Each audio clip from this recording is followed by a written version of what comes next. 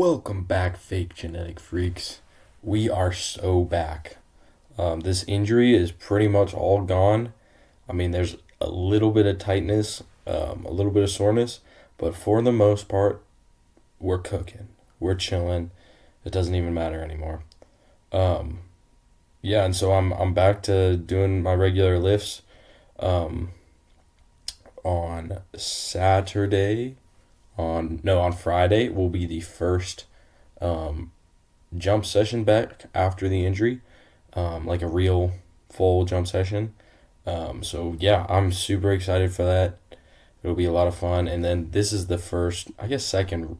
No, it's not even the first real um, jump or squat, legs, whatever session. But I did some plyos in the beginning.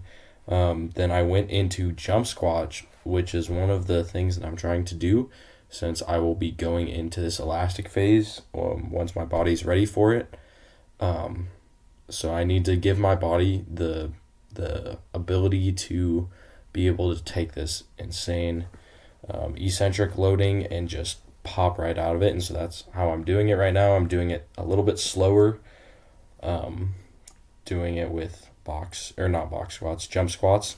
And I guess you might be able to see it later on, but I decided that I want to be able to measure this super well. I don't want to just be jumping and have the variation of, a 2 inch jump and then a 20-inch jump with weight on my back. I want to be hitting max jumps, max power, because when I'm in my elastic phase and I'm doing depth jumps, drop jumps, whatever, those will be max jumps. And so I want to make sure that I'm doing it or preparing myself well. And I like recording everything. I feel like that's how you learn from yourself. That's how you can improve your training, all that stuff. So the way that I did this was I hung up a cable, not a cable, a band. And so every time I jumped, hopefully my head was hitting it, and that's however many reps I did and got my head to hit the band, that's how many I got. And that is basically my approach to doing jump squats. I'm not the biggest fan of them, but I know they will prepare me super well for the elastic phase. And then, yeah, after these sled jumps, I went into box jumps and then approach box jumps. Went up to a 54-inch box. Have not done box jumps in a minute, so it was pretty sketchy. But I got a 54, which was pretty nice. Yeah, I just don't really know how to get, I'm just not comfortable with them yet, but I feel like I'm at a really good spot where I'm at. So yeah, that's pretty much it for the workout. And then there's some guy who was randomly just super kind, willing to help film some of my back squats or my front squats. So yeah, shout out to that guy. I didn't even catch his name, but we talked throughout pretty much my whole workout. Just two gym bros, like the exact same size, same weight, same height, whatever. Just talking about gym stuff. He was super awesome, super kind dude. Yeah, shout out to the people like that. You never know when you're gonna make a friend in the gym. Um, but yeah, I'll point him out later in the video. But yeah, so the topic for today is density sets slash giant sets. And that's the title because I don't know which one's which, and I don't really know the difference. I'll look into it and get back on that. However, yeah, I just kind of want to talk about how I am implementing them right now, what I want to do with them, what the goal is behind them, benefits, problems, stuff like that. So basically, I don't know if it's a giant set or a density set. I think now that I'm thinking about it, it might be a density set where you pick a certain amount of time that you are going to do a movement, and you can split out the reps however you want, but you're trying to hit a target amount of reps, or you're just trying to, it's like an AMRAP, so as many reps as possible in a given time, not just consecutively. So you could literally do, you could have a bar on your back and you could be doing squats. You could do one set of like one single, and then 20 seconds later do another single, and you could do that for 5 minutes or whatever, and that would be a density set as long as you're getting pretty close to failure at the end or at failure. My process of it was I did a weight that wasn't super heavy, but I couldn't do for like 20 reps. So I think I put 225. No, I put 185 on for front squats. Cranked out like 7-ish to 5-ish reps per set. And I would just do this every minute. Once my breath settled pretty well, you don't want to go fully like you're doing a strength set or whatever, but you want to go to where you're getting the pump by the end of this thing, and then in the middle it's getting hard. But yeah, you just trying however you want most effectively get the most amount of reps. It kind of reminds me of like what most people would say their idea of doing push-ups was when they first started working out. Also, that was just zero commitment right there. So I think I just did it again. Yeah, that was actually so sad to just not even jump. Oh no, I didn't do it again. But anyway, the density sets kind of remind me of like how people start out working out. They'll do push-ups and they're like, oh, I'm going to do 100 push-ups or 50 push-ups. And so they don't split it up into sets, like, 5 sets of 10 or 10 sets of 10, 5 sets of 20, whatever. They'll just go crank out as much as they can, as quickly as they can, and then they'll just rest, and then, crank out 15, breathe, 20 seconds later, they crank out 5, and then 5, and then 5, and then 5 until they're done. Also, what I just grabbed, you can kind of see the band, but that's what I'm trying to get my head to touch. But yeah, the downsides to these density sets are they are pretty hard to keep consistent at how many reps you're gonna do. So I could go and do a lot of different ways. I could hit 50% to failure each set until the later sets, and then just go to that 80, 90, 100% at the end. Or you could evenly break it up and wait 2 minutes or whatever in between each set, which would be like a regular workout.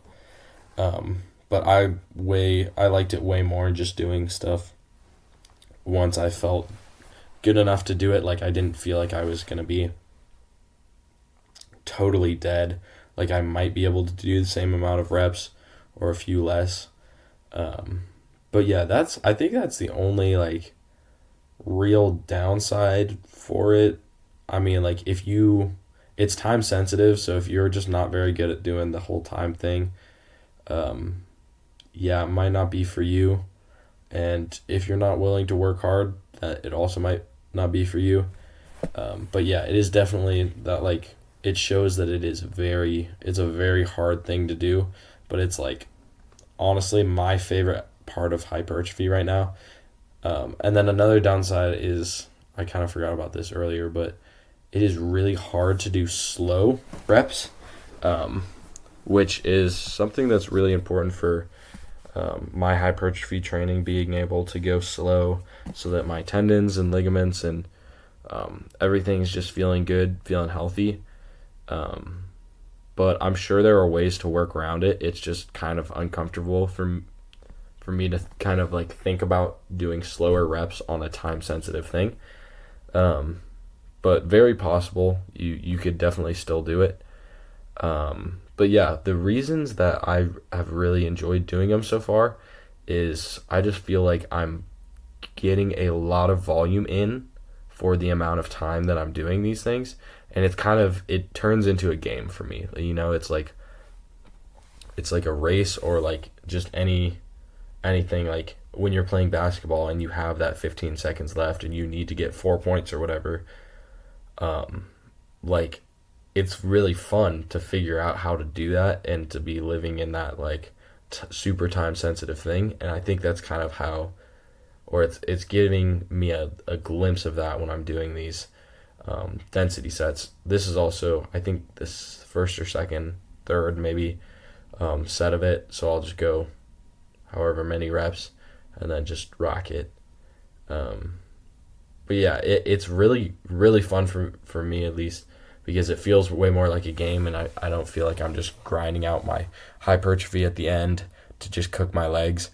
But yeah, you can really gauge where you're at by the end of the 10 minutes. It's not like, oh, you just had a really bad reps. It's like, oh, this is actually how strong you are. And then also, it's just, you can think of it as, oh, I only got 10 minutes under the bar or whatever. Um, and it's really easy to progressive overload when you have 10 full minutes or whatever, because then you can just be like, oh, I did 27 reps. Now I'm going to try and do 29. And it's a lot easier to just add a few reps instead of adding just a rep onto each set of your workouts. And then also, as you saw right there, I failed at the end, which was, I mean, I was trying to go for as many as I could, and it was pretty great. But yeah, it was very difficult because I did the same thing with deadlifts basically. So that was pretty tough. I think I had 205, and yeah, your heart rate definitely goes up. You get out of breath on these. Like I'm moving it, like obviously it looks pretty light right now, but I mean it just starts to slow down so much at the end. Um, but yeah, I think another thing with the density sets to be kind of just to kind of think about is I'm not sure. This is something that I'm really excited to test out. Is the amount of weight that you put on this thing. So if you're putting on, 50% of your one rep max or whatever, and you have a certain amount of time, 10 minutes, I'm really interested to see if that is the same amount of volume. If you go and, do it right, if that's the same amount of volume as if you do, 70% of your one rep max. I think on your tendons, it actually might be better to do the higher rep stuff because you're just going to be moving slower. Um, and yeah, but I'm really curious because I'm guessing like the tonnage would be pretty close to the same or like similar. Um, but I'm really curious to see how that works out, and that's something that I'm going to be testing um, a lot in the next few weeks as I'm just building up my capacity, my work capacity. But yeah, I'm super excited. You should definitely give these a try if you haven't, and they will get you so sore as I am feeling it today. So yeah, peace out. See ya.